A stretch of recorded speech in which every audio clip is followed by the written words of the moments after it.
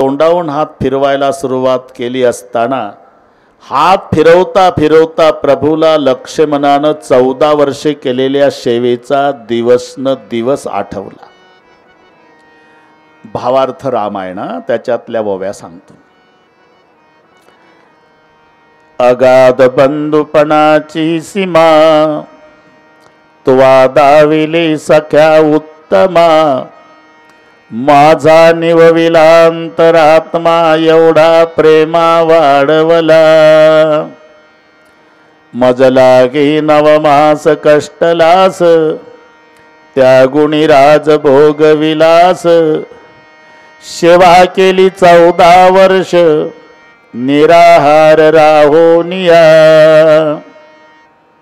लक्ष्मणा, अरे 14 वर्षाच्या वनवासात आईची आठवण केली नाही, बापाची आठवण केली नाही, पत्नीची नाही नाही आठविली माता पिता सुतदारा, वैभव विषया लागू दिला नाही थारा। इंद्रिय जित धैर्य पुरा ऐसा बंधू दुर्लभ। अरे माझ्यासारखे शेकडो राम तुला मिळतील, पण तुझ्यासारखा लक्ष्मण रामाला नाही मिळायचा। लक्ष्मणा, अरे मी माझ्या सामर्थ्यानं रावणाला मारील, सीतेला सोडविल, सीतेला घेऊन अयोध्येत जाईल। अयोध्येत गेल्या गेल्या माझी माय कौसल्या राजवाड्यातून बाहेर पळत येईल, माझ्या गळ्याला बिलगू बिलगू रडल आणि रडून एवढंच विचारल, रामा काय आई? 14 वर्षापूर्वी वनवासात 3 जण गेलता रे बाबा। हो, आता तुम्ही दोघच नवरा बायको आला, माझा लाडका लक्ष्मण कुठं आहे? माता पुसतील रघुनायका, कोठे रे पुत्र लक्ष्मण लाडका। तव हृदय बसल धडका, मग तेथे काय वदो? आईसाठी तरी उठ।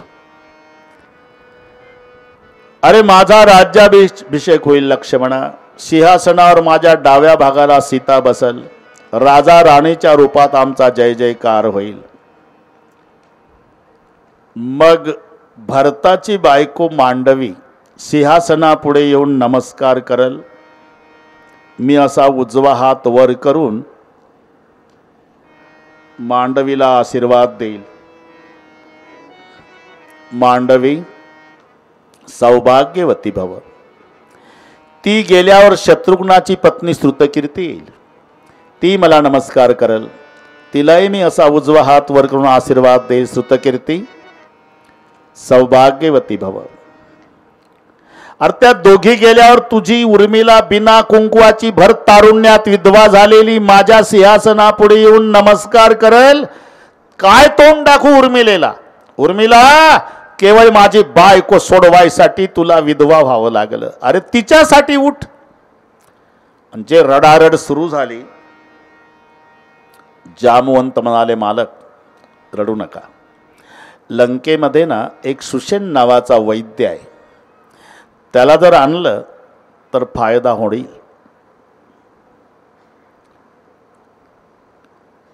कौन जाएगा?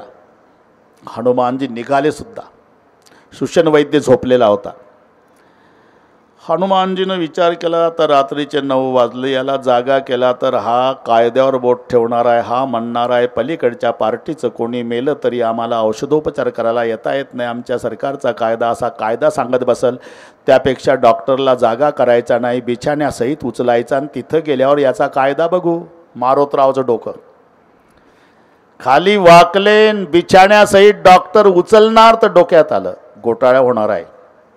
हा डॉक्टर म्हणणार आहे आपने बहुत जल्दबाजी की, पूरी दवाई तो घर में रह गई, त्या कपाटात राहिलं, गोळ्याचं पाकिट तिथं राहिलं, बाटली औषध तिथं राहिलं, तपासायचं यंत्र या हेलपाड्यात रात्र जाईल, त्यापेक्षा दवाखान्यासह डॉक्टर उचलावा, काही राहिलं म्हणाला नको। ग्रह समेत लायू तुरंता आणलं सुषेण वैद्य। आता हे नीट ऐका, सुषेण वैद्य हा वालीचा सासरा आहे, तारा त्याची मुलगी आहे। तारा ज्योतिष्य शास्त्रात प्रवीण आहे आणि सुषेण वैद्य हा वनस्पती शास्त्रात तज्ञ आहे। वनस्पती. हा लंकेतला नाही, पण रावणाची पद्धत होती. चांगलं गुणवान दिसलं का उचललं, विमानात टाकलं का तिथं स्पेशल बंगला आणि त्याच्या सगळ्या व्यवस्था. असे सगळे गुणवान तिथं लंकेत नेले होते. हा सुषेण वैद्य वालीचा सासरा त्यानंच नेला उचलून. वनस्पती ते त्याचं ज्ञान आहे बरं का. वनस्पतीचे 4 विभाग सुषेण वैद्यानं सांगितले. त्याच्यात बाकीच्या सगळ्या अंतर्भूत आहे. मग ते आयुर्वेद वगैरे बाकीचं पुढचं काय, पण मुख्य 4 मृत संजीवनी, संधिनी, सुवर्णकर्णी आणि शल्यकर्णी या 4 मध्ये सगळ्या वनस्पती आल्या. ज्याचा रस प्राशन केल्यानंतर शरीर सोन्यासारखं होतं त्या वनस्पतीचं नाव आहे सुवर्णकर्णी. हाडं तुटल्यावर जुळल्या जातात तो रस पिळल्यावर, तिचं नाव संधिनी. हातपाय तुटल्यानंतर ते एकाला एक लावायचे आणि तो रस त्याच्यावर टाकायचा की हातपाय एकमेकाला जुळतात, हे शल्यकर्णी. मेला माणूस जिवंत करण्याची ताकद ज्या वनस्पतीत आहे तिचं नाव मृत संजीवनी. हे सुषेण वैद्याचं ज्ञान तपासलं. आता रामाच्या भावाला तपासतो तो वैद्य साधा असेल का? भगवंताच्या बापाला. अरे अटल बिहारीजी वाजपेयीच्या गुडघ्यावर या दोघांनं शस्त्रक्रिया केली, संचेतीन हर्डीकर. केवढं जगात नाव झालं दोघाचं. पंतप्रधानाच्या गुडघ्यावर शस्त्रक्रिया, 5 डॉक्टर त्यापैकी 2 पुण्याचे, संचेती हर्डीकर आहे ना. जिथं पंतप्रधानाच्या गुडघ्यावर शस्त्रक्रिया केली तर डॉक्टर एवढे प्रसिद्ध झाले. आणि जिथं भगवंताच्या भावाला तपासतो तो काय साधा असेल का? एकदम सांगितलं, मालक तुमच्या बंधूला काय झालं कळतं मला, अडचण मात्र एक आहे. काय? औषध माझ्याकडे नाही, मी लिहून देतो तुम्ही घेऊन या. हे तेव्हापासूनची पद्धत आहे. त्रेतायुगापासून डॉक्टरनी लिहून देणे, रोग्याच्या बापानं घेऊन येणे. मग मिळेल कुठं? ते द्रोणागिरीवर मिळेल मालक. पण काय एक अडचण आहे, म्हणजे सूर्योदयाच्या आत औषध आलं पाहिजे. आता केवढं संकट आहे. औषध द्रोणागिरीवर आणि आलं पाहिजे सूर्योदयाच्या आत.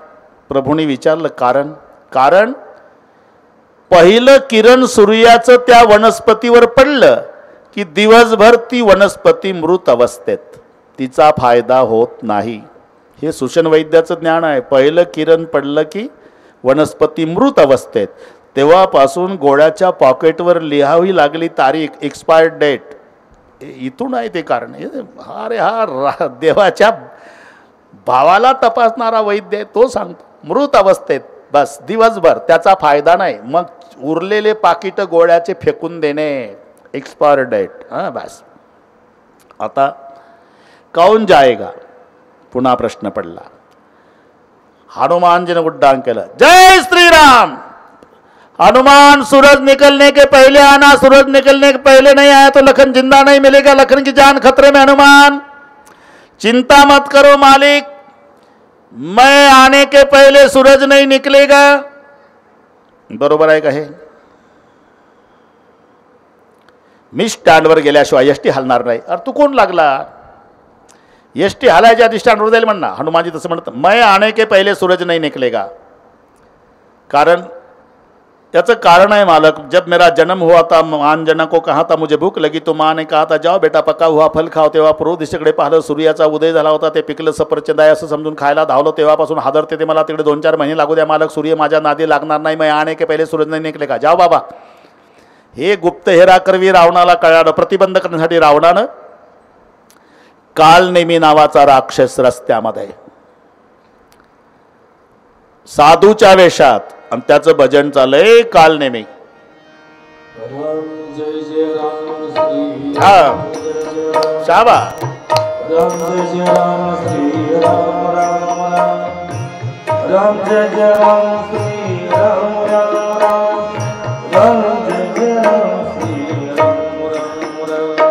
राम जय जय राम, जय जय राम, जय जय राम.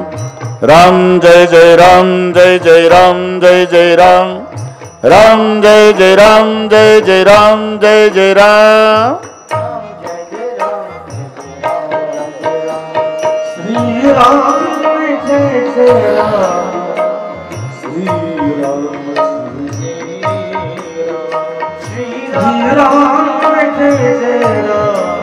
श्री राम जय जय राम आप कहाँ से आए ये मैं भी जानता हूँ आप कहाँ से आए मैं भी जानता हूँ बाबा तुम्हें कहाँ जाना है ये मैं भी जानता हूँ तुम्हें कहाँ जाना है मैं भी जानता हूँ लक्ष्मण को शक्ति लगी है ये मैं भी जानता हूँ लक्ष्मण को शक्ति लगी मैं भी जानता हूँ तुम्हें सुशेन ने देखा है ये मैं भी जानता हूँ तुम्हें सुशेन ने भेजा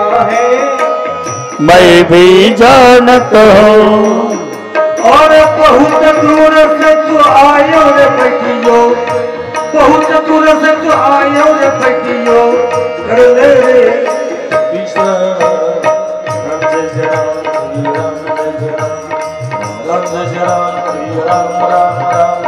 राम जय जय राम श्री राम राम राम जय जय राम श्री राम जय जय राम जय जय राम जय जय राम राम जय जय राम जय जय राम जय जय राम राम जय जय राम जय जय राम जय जय राम राम जय जय राम जय जय राम जय जय राम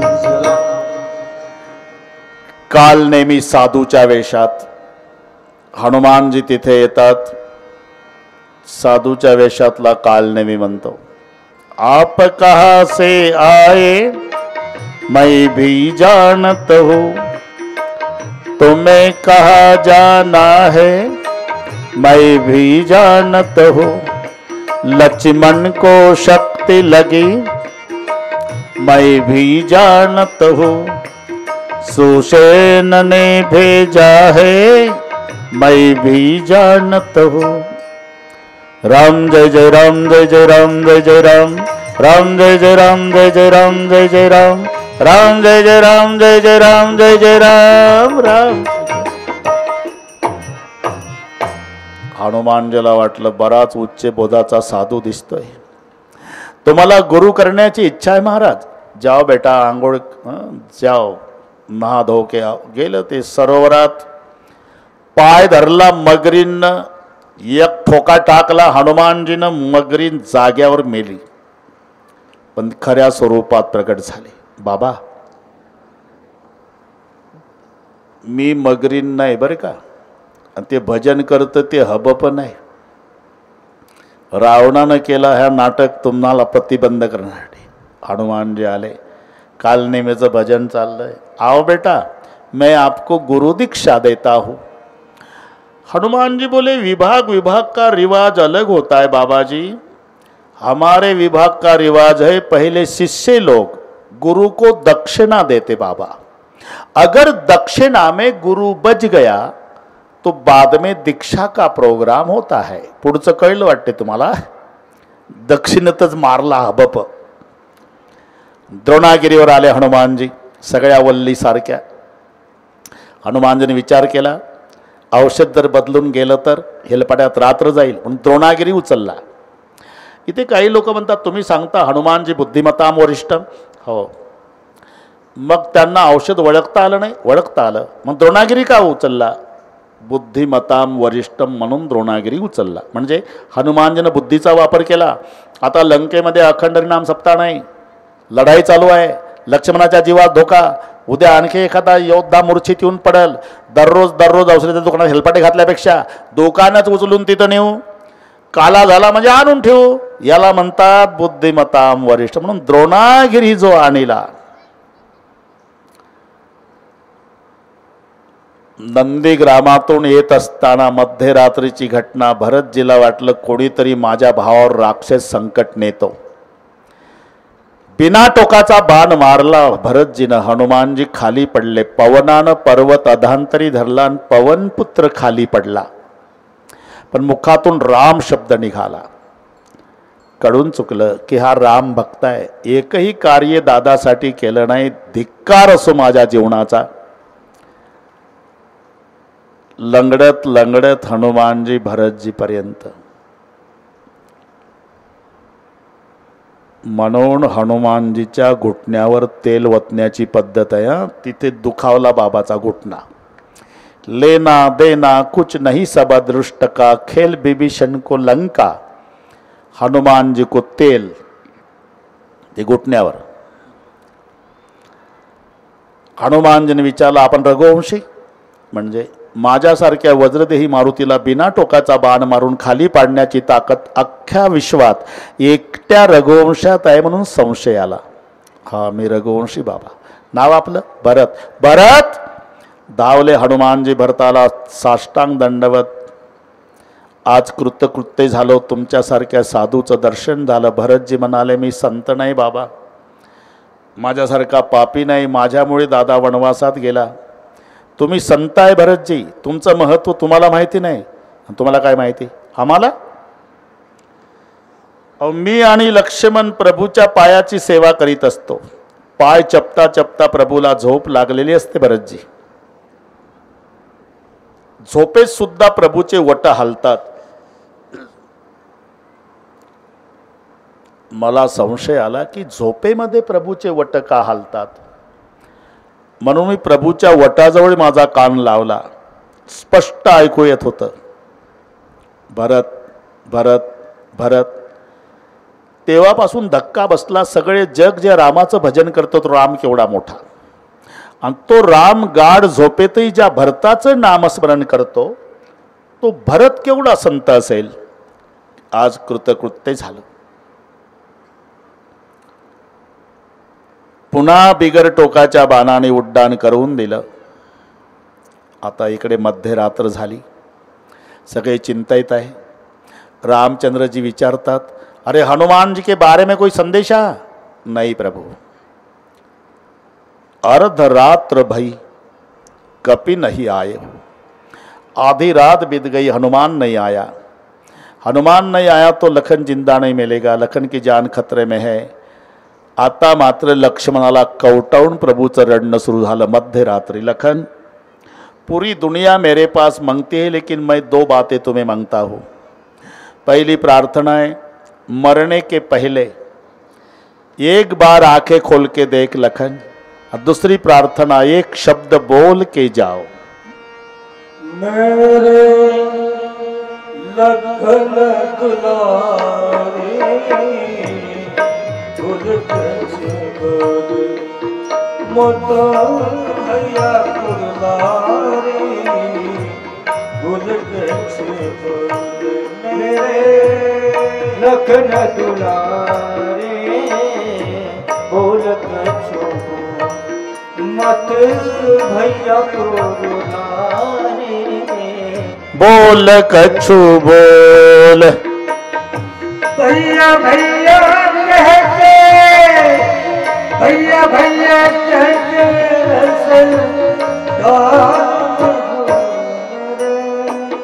लखन दुलारे भूल कैसे बोल मत भैया को रुलारे भूल कैसे बोल. मेरे लखन दुलारे बोल कछु बोल.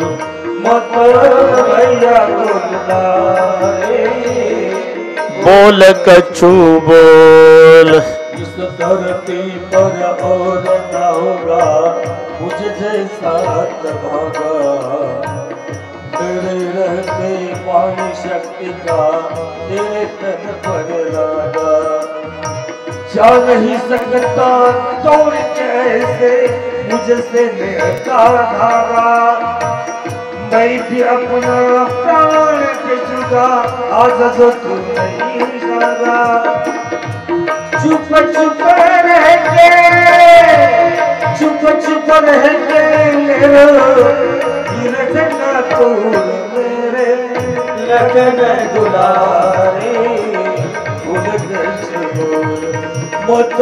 भैया को रुला रे बोल कछु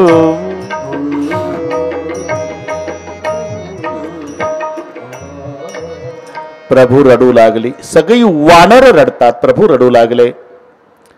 रडारड सुरू झाली. मध्यरात्र आहे. करुण रसामध्ये वीर रसाचं आगमन व्हावं असा वरून आवाज आला. जय श्रीराम. सगळी वाढ. प्रभुजी प्रभुजी रोना नाही, हनुमान जी आये है.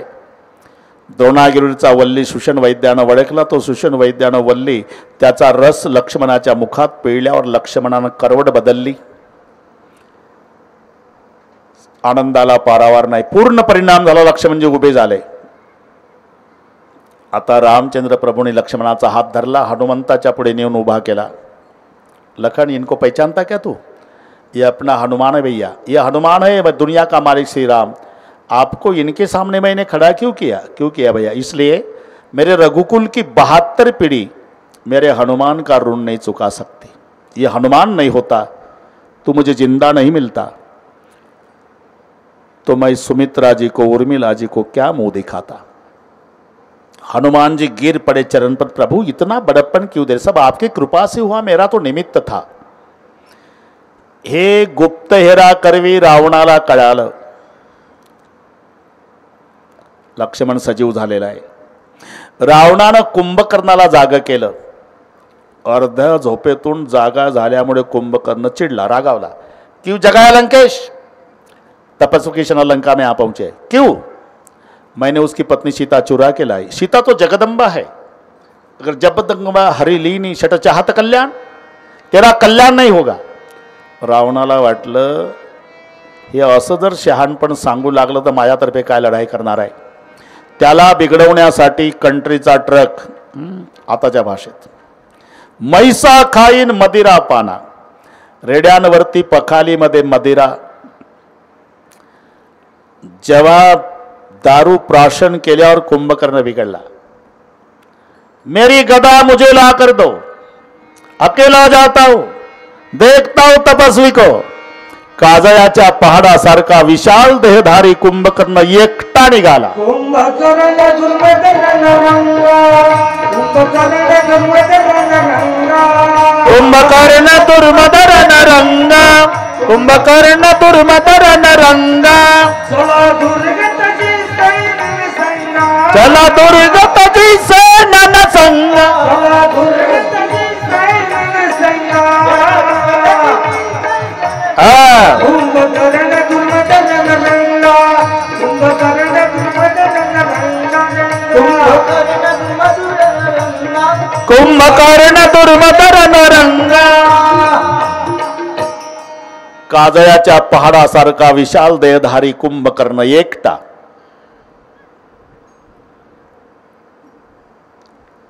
रामचंद्राच्या शेजारी विभीषणजी.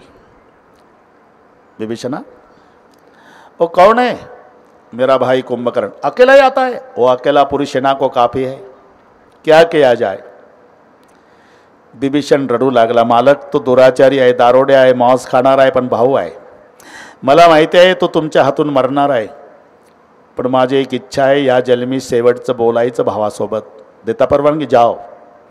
विभीषण जी कुंभकर्णाच्या पुढे येऊन उभे राहिले. कौन है भाई? मैं आपका भाई भैया, मेरा नाम विभीषण. अभी भी जिंदा है? रामचंद्र ने अपना करके जिंदा हूं. तुझे शर्म नहीं आती? अच्छी बात की भैया. अरे भाई का नाता मालूम नहीं? भाई भाई की पूजा होती है. अपने भाई का त्याग करके तपस्वी की शिबिर में गया तो धिक्कार है तेरा. नातं चांगलं माहिती दादा, मग का तपस्व्याकडे गेला? मी पारमार्थिक आहे आणि माझ्या परमार्थात विरोध करणारा भाऊ काय? माय बापाचा सुद्धा त्याग करेल दादा. हे ऐकलं. एवढा दुराचारी कुंभकर्ण विभीषणाला कवटाळून रडला. धन्य धन्य ते धन्य विभीषण, भयउ तात निश्चर कुलभूषण, तू आमच्या राक्षस कुळाचा गौरव आहेस. विभीषणा, या जन्मीची आपली शेवटची भेट. जन्मभर दारू प्यालो, जन्मभर मांस भक्षण केलं, अर्ध्याच्या वर आयुष्य माझं झोपेत गेलं आणि तू जन्मचा जन्म आमच्या वाड्यात रात्रंदिवस भजन केलं. अरे तुझ्यासारख्या सत्पुरुष बंधूला या दारोड्यानं काय सांगावं रे. पण मोठा भाऊ म्हणून सांगतो, तुझ्या देहात शेवटचा श्वास असेपर्यंत रामाचं भजन सोडू नको. याला म्हणतात सलाह लेना भाई की चाय बै रहो. आणि मग युद्धाला सुरुवात. घनघोर लढाई झाली. कितीतरी वानर कुंभकर्णानं मारली. शेवटी प्रभूनं 3 बाण सज्ज केले. 2 बाणानं 2 भुजा उडवल्या. एका बाणानं शिरच्छेद. मरता मरता कुंभकर्ण अनेक वानर मारून मेला. अतिकाय मेला, अकंपन मेला, दुर्मुख मेला, दुर्वचन, मोठे मोठे राक्षस संपले. इंद्रजितानं यज्ञ केल्याचा सुगावा लागला. लक्ष्मणासह सगळे त्या डोंगराच्या दरीत. यज्ञ पूर्णत्वास. रथ यायला सुरुवात. तेव्हाच अमंगल द्रव्य टाकून यज्ञाचा विध्वंस. डोंगराच्या दरीतच युद्धाला प्रारंभ झाला. घनघोर लढाई. लक्ष्मणाच्या हातून इंद्रजित मारला गेला. आता फक्त रावण तोही मरतोय. आता काय काही माणसं म्हणतात तुम्ही रावण मारायची घाई का करता. आम्हाला रावण मारायची घाई नाही, राम राज्याची घाई आहे. मग हे मेल्याशिवाय राम राज्य येत नाही. मग आपलं घाई घाई. एकट्या रावणासोबत 5 दिवस लढाई आहे. आणखी एक हिशोब करायचा आहे तुम्हाला. जसा मगाशी केला ना पुलाचा, तसा लढाईचा. 87 दिवस युद्ध. 87 बरं का. त्यात 15 दिवस काही कारणाने युद्ध थांबलं. 15 दिवस. 72 दिवस लढाई झाली. आता तेव्हा तारखा नव्हत्या, पण थोडंसं डोकं चालवायचं. तुम्हाला माझ्याशिवाय कोणी सांगणार नाही. हे युद्ध सुरू झालं माघ महिन्यातल्या शुद्ध द्वितीयेला. हिशोब करायचा. पुन्हा विचारेल मी, मग तुम्ही पंचायत कराल. माघ महिन्याची शुद्ध द्वितीया युद्धाचा प्रारंभ. फाल्गुन महिन्याच्या द्वितीयेला झाले 30 दिवस. बरोबर आहे. महिना संपला. चैत्र महिन्याच्या द्वितीयेला झाले 60. माघ, फाल्गुन, चैत्र झाले 60 दिवस. तिथून 13 दिवसानं पौर्णिमा आली. 60 न 13 73. बरं का. रावण मेला तो चैत्रवद्य चतुर्दशीला. आता 2-4 दिवस झाले त्याला. 13 न 14 87. त्यात 15 दिवस युद्ध काही कारणानं थांबलं. खरं युद्ध 72 दिवस झालं. रावण चतुर्दशीला मेला. चैत्रवद्य चतुर्दशी. मग त्याची उत्तरक्रिया झाली. अक्षय तृतीयेचा मुहूर्त सापडला म्हणून आज बिभीषण राज्यावर बसवला.